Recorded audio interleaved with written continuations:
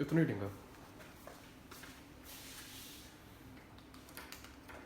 ले student second video है जी आपका आपका क्वेश्चन नंबर जो है वो 18 कंटिन्यू है। क्वेश्चन नंबर 18 के अंदर हमने जनाब क्या करना है कि उसका जो बी पार्ट है उसके ऊपर वर्किंग अपनी स्टार्ट करनी है।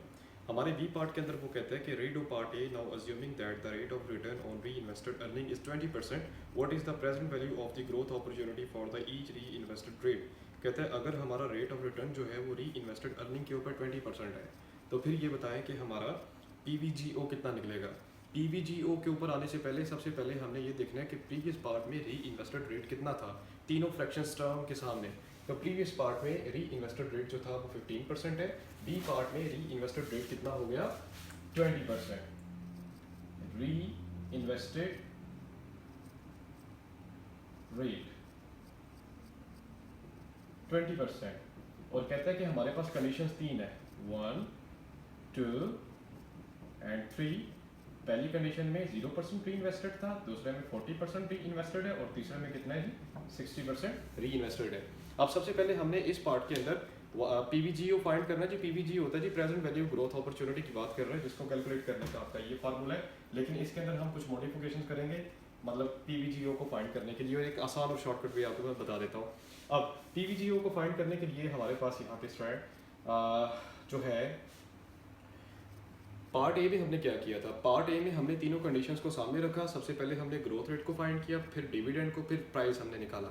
फिर उसके बाद हमने पार्ट बी की तरफ मूव किया। इसमें भी हम सेम वही प्रोसीजर अपनाएंगे। सबसे पहले हम क्या करेंगे, पहली कंडीशन को सामने रखते हुए अगर हमारा री इन्वेस्टेड 0% है तो हमारी फिर ग्रोथ कितनी निकलेगी। सर हमारी जो ग्रोथ है वैसे तो रेट ऑफ रिटर्न आपका 15% दिया हुआ है मल्टीप्लाई बाय आपके बाद आपकी ग्रोथ कितनी है जी री इन्वेस्टेड 0% है तो ग्रोथ आपकी कितनी आएगी जी 0 आएगी। ठीक है।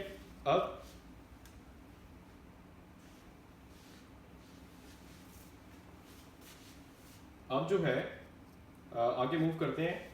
ठीक है थोड़ा सा अच्छा सॉरी टू से जी मैं ज़रा करेक्शन आपकी करवा देता हूँ कि प्रीवियस क्वेश्चन में आपकी ग्रोथ रेट 15% थी, इस क्वेश्चन के अंदर आपकी ग्रोथ रेट कितनी है जी 20% है।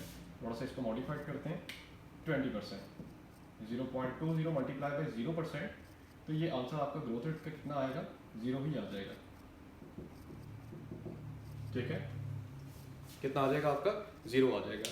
अब दूसरी अगर आपकी ग्रोथ रेट 0 आ जाती है तो फिर आपकी प्राइस कितनी आएगी। सर आपकी प्राइस का फार्मूला है जी P/D/KE।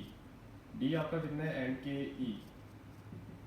डी निकालने के लिए डिविडेंड के ऊपर तो कोई फर्क नहीं पड़ेगा, डिविडेंड आपका उतना ही है कि कितना था आपका 6 चल रहा है $6/KE कितना है जी आपका 0.15, तो आपकी प्राइस कितनी आती है $40।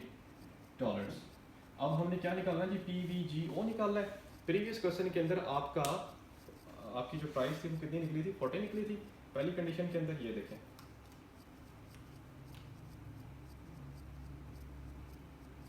यहाँ पे आपकी प्राइस कैलकुलेट हुई है, ऐसे हाईलाइट कर देता हूँ। तो आपने क्या करना है, अभी जो आंसर आया है इस आंसर में से 40 माइनस 40 करेंगे तो आपका PVGO कितना निकलेगा PVGO 0 $40 माइनस $40, तो आपकी प्राइस कितनी निकलती है 0। अब आता है जी सेकंड कंडीशन, अगर आपकी जो री इन्वेस्टमेंट प्लान है वो 40% हो जाता है तो फिर बताएं आपका PVGO कितना निकलेगा। अब वही कंडीशन अपनाते हैं जी। सेकंड कंडीशन अगर वो 40% है री इन्वेस्टेड, सबसे पहले हमने क्या इसमें निकालना है growth rate. So G is equal to sir अब के बाद री इन्वेस्टेड 20% है मल्टीप्लाई बाय यहाँ पे कितना 40% 0.40%, सॉरी परसेंट नहीं लगाना क्योंकि ये पॉइंट्स में ऑलरेडी कन्वर्ट हो चुके हैं। 4 दूनी कितना होता है 6, तो मेरे ख्याल के मुताबिक ग्रोथ रेट आपकी कितनी निकल रही है इसमें 6% निकल रही है। ग्रोथ रेट कितनी आपकी निकल रही है इसमें 6 निकल रही है, सॉरी 6 नहीं निकल रही, ये 40 है 8 निकलती है 0.08, मतलब कि मल्टीप्लाई बाय 100 तो ये बन जाती है आपकी 8%।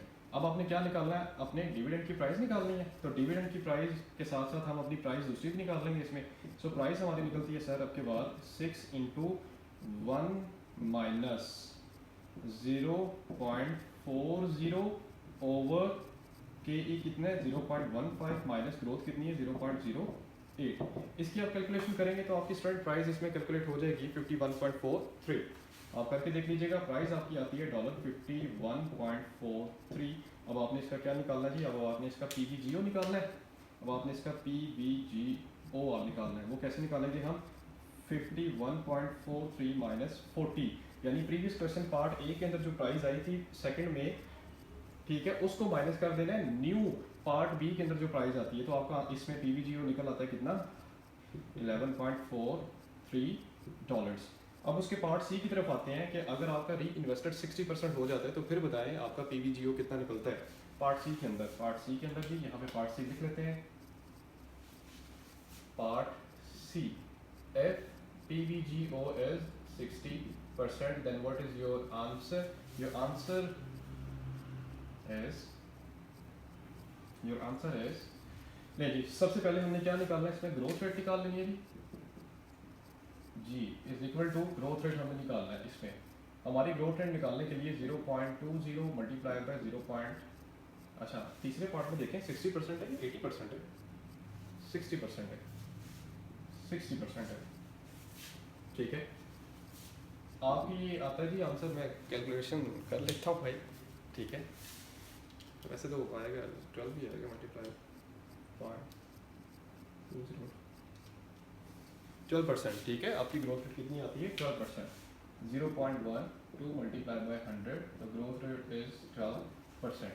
अब ग्रोथ रेट निकल आई, अब आपने डिविडेंड प्लस प्राइस निकालनी है। तो price is equal to dividend आपका 6 था प्रीवियस में, इनटू 1 माइनस 0.60 ओवर के ए कितना 0.10 माइनस ग्रोथ आपकी कितनी निकली है इसके बाद 12%, 0.12। आप ये वर्किंग करें तो आपका आंसर आता है स्टूडेंट पार्ट सी के अंदर री इन्वेस्टेड प्राइस जो आपकी निकलती है वो निकलती है आपकी 80। आप कैलकुलेशन करके देख सकते हैं, आपकी प्राइस इसमें आती है जी $80। PVGO आपने निकालना है। अब PVGO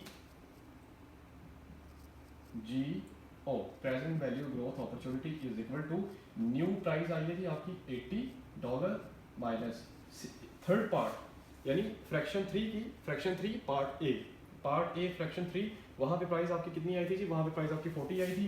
तो $40 को आप माइनस करें तो आपका जवाब आता है इसमें $40, ठीक है।